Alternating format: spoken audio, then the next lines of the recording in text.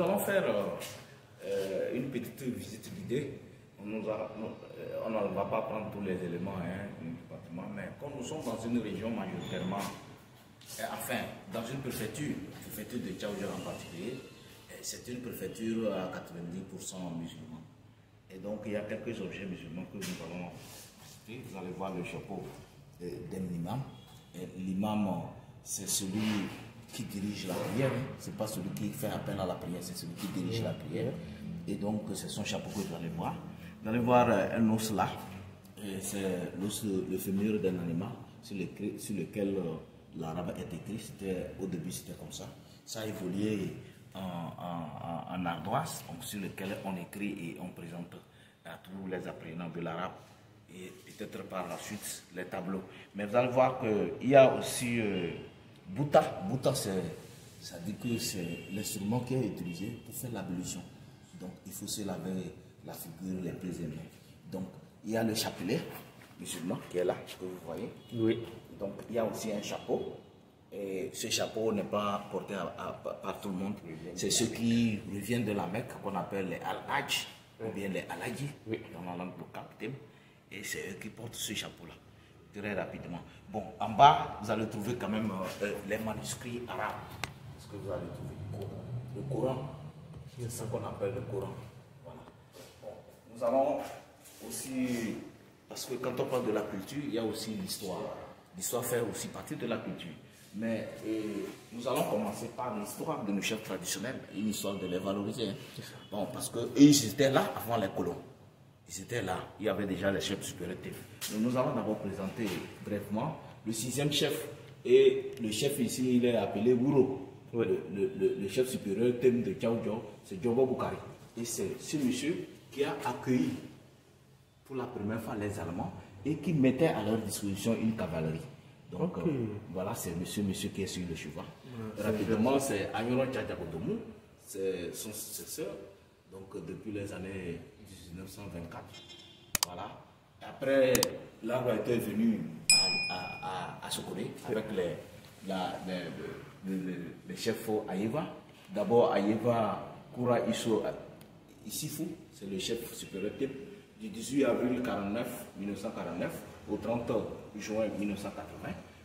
Donc lui, c'est son fils, parce que chez nous ici, la succession est patrilinéaire, c'est-à-dire c'est du père en fils.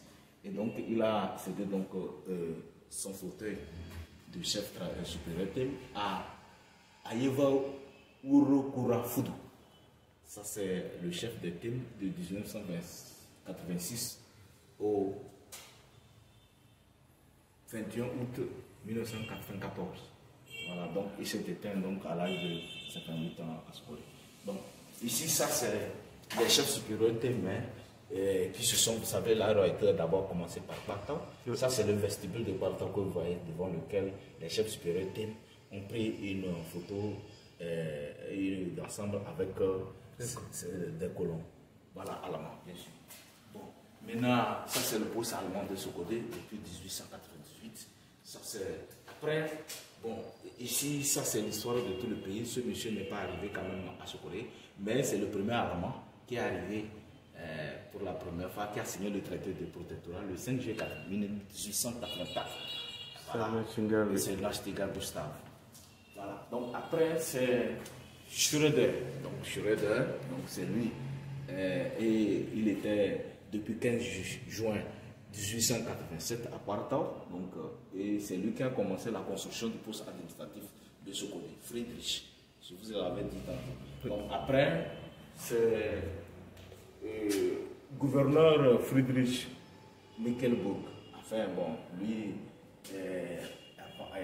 il est venu avant, c'est-à-dire que Fondorigny est venu avant Friedrich, et à la suite nous avons les gouverneurs français. Ça, c'est tous ceux-là que je viens de citer, ce sont des Allemands.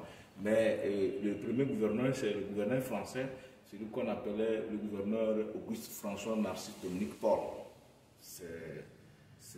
Il est arrivé au Togo, donc après le Sénégal et le Cameroun. Très brièvement. Après, c'est le colonel Marois, Jean Marois, c'est l'administrateur français en 1915 au Togo. Voilà un peu l'histoire de notre pays. Vous savez que le Togo a une double colonisation. La colonisation allemande et celle française. D'une façon brève. Alors ici, c'est, disons, les attributs du pouvoir. Comment les cannes, vous voyez, c'est déjà une canne du chef supérieur Ayuba Foudou. D'abord, sur la canne, c'est écrit. Et son animal totem, c'est l'éléphant. Vous voyez déjà, c'est la sagesse africaine. Donc, on n'entend pas, on ne regarde pas et on ne parle pas. En fait, c'est ce qui caractérise un chef, c'est la sagesse africaine. Le chef ne doit pas tout entendre de tout ce qui lui vient du dehors. Le chef ne doit pas tout voir dans tous les foyers de sa communauté. Il ne doit pas aussi trop parler. Et donc, il laisse la latitude à ses collaborateurs, qu'on appelait les notables, d'abord de disséquer le problème, et lorsque lui prend la parole, il le gère en dernier ressort. Voilà. Et quand il parle, c'est fini. Ça veut dire que il a tranché. Il a tranché. Merci. Ok, c'est intéressant. Donc, déjà. Voilà. On va pas tout montrer comme vous le dites. Voilà. Donc c'est ça. Donc d'une façon ramassée, on ne va pas tout montrer. Et je pense que ce patrimoine doit être connu de la jeunesse. Il doit être connu parce que c'est la relève de demain. Et l'État a bien fait de créer donc des musées. Il a créé des musées et il est en train de faire, il est en train de contribuer donc à son épanouissement. Nous souhaitons simplement qu'on améliore, qu'on modernise et que ça puisse apporter plus de valeur ajoutée à notre communauté et pourquoi pas à tout le pays. Merci. Je vous remercie.